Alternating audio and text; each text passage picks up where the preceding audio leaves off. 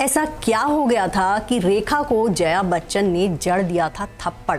ऐसा क्या हो गया था कि फिल्म के सेट पर रेखा और जया को लड़ते देख अमिताभ बच्चन वो फिल्म का सेट छोड़कर चले गए थे। ये पूरी कहानी मैं आपको इस वीडियो में सुनाऊंगी।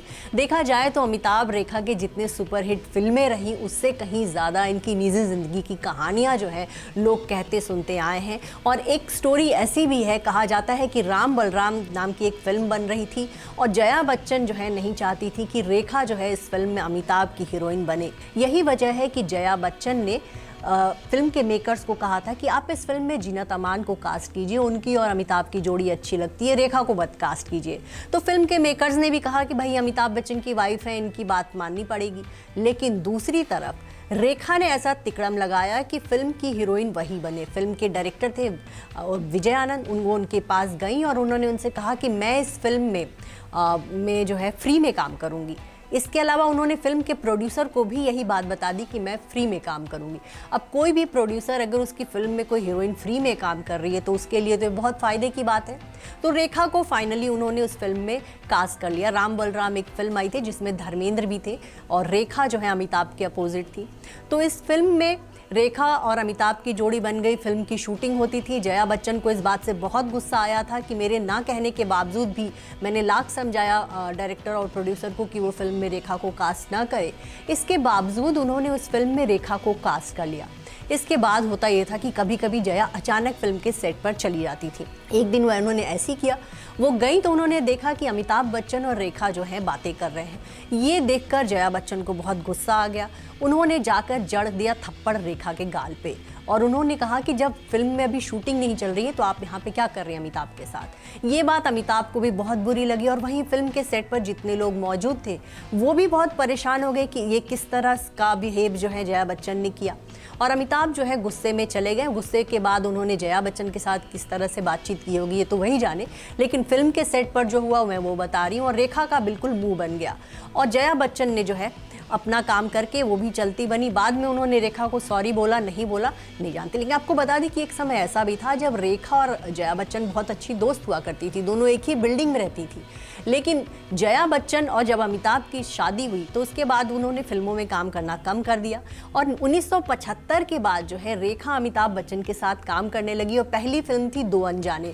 और इसी फिल्म के सेट पर जो है रेखा अमिताभ के प्यार में पड़ गई, ये जानते हुए भी कि अमिताभ बच्चन उनकी खास दीदी भाई यानी जया बच्चन जो कि उनकी खास सहेली थी उनके पति हैं। वो अमिताभ के प्यार में पड़ गई और पूरी कोशिश करने लगी कि अमिताभ को अपनी तरफ वो रिझा ले। कहा जाता है कि अमिताभ भी रेखा के प्यार में पड़ गए थे। हालांकि पब्लिकली उन्होंने कभी भी इस बात को नहीं माना कि रेखा जो है उनकी को स्टार से ज़्यादा उनके लिए कुछ रही है।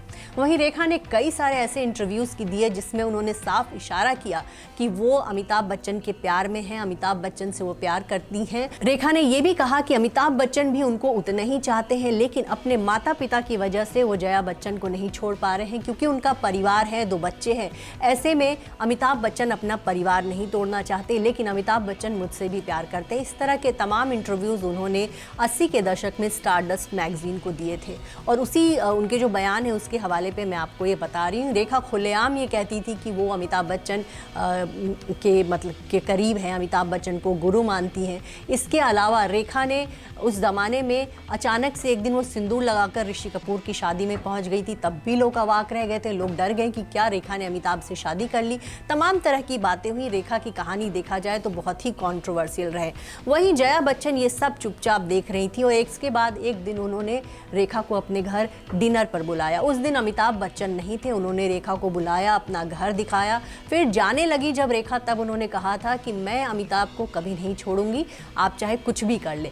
इसके बाद रेखा समझ गई कि वो जो सोच रही हैं वो नहीं हो पाएगा। उसके बाद 1982 में फिल्म कूली के सेट पर अमिताभ बच्चन बहुत भयंकर हादसे के शिकार हुए। उनकी आंत में चोट लग गई थी और कहीं ना कहीं देखा जाए तो 6 महीने वो बिल्कुल अस्पताल में रहे, बेड पर रहे और डॉक्टरों ने ये तक घोषित कर दिया कि अब अमिताभ नहीं बच पाएंगे और उनको जया बच्चन एक बार देखने बस चली गई थी। लेकिन कहते हैं ना कि ऊपर वाले अगर किसी का हाथ किसी पर हो तो उसका कुछ भी नहीं बिगड़ सकता। ऐसा ही कुछ अमिताभ के साथ हुआ कि जया बच्चन जो है यमराज के चंगुल से अपने पति को खींच लाई थी और उसके बाद कहीं ना कहीं अमिताभ बच्चन को भी ये लगा कि उनको अपने परिवार के साथ ही रहना चाहिए। कहा जाता है कि उसी हादसे के बाद से अमिताभ बच्चन ने रेखा से जो है दूरी बना ली, और रेखा ने भी जो है उसके बाद उनका नाम राज बब्बर से जुड़ा, जितेंद्र के साथ जुड़ा, बहुत सारे एक्टर्स, यहाँ तक कि संजय दत्त के साथ भी उनका नाम जुड़ा। और कहा जाता है कि इसी वजह से रेखा के कई लोगों के साथ नाम जुड़े, यहाँ तक कि पाकिस्तान के जो पूर्व प्रधानमंत्री रहे हैं इमरान खान, उनके साथ भी उनका नाम जुड़ा। सच्चाई क्या है कोई नहीं जानता। ये तमाम जो बातें हैं वो उस दौरान जो मैगजीन्स में छपी हुई बातें हैं उसके बिना पर मैंने आपको बताई हैं। लेकिन इतना तो तय है कि कहीं ना कहीं रेखा और अमिताभ की कहानी में कुछ तो सच्चाई है, क्योंकि कई सारे ऐसे किस्से हैं जब जया बच्चन को पब्लिकली जो है नाराज़ होते हुए देखा गया है। कहा जाता है कि फिल्म राम बलराम के सेट पर सचमुच जया बच्चन ने रेखा के ऊपर थप्पड़ चलाया था, और अमिताभ बच्चन को ये बात बहुत नागवार गुजरी थी, बहुत दिनों तक इसकी चर्चा भी हुई थी। और बाद में कहा जाता है कि रेखा और जया के बीच थोड़े से रिश्ते सामान्य हुए थे, जब उन्हें ये लगा कि हाँ, अब उनके और उनके पति के बीच रेखा नहीं है।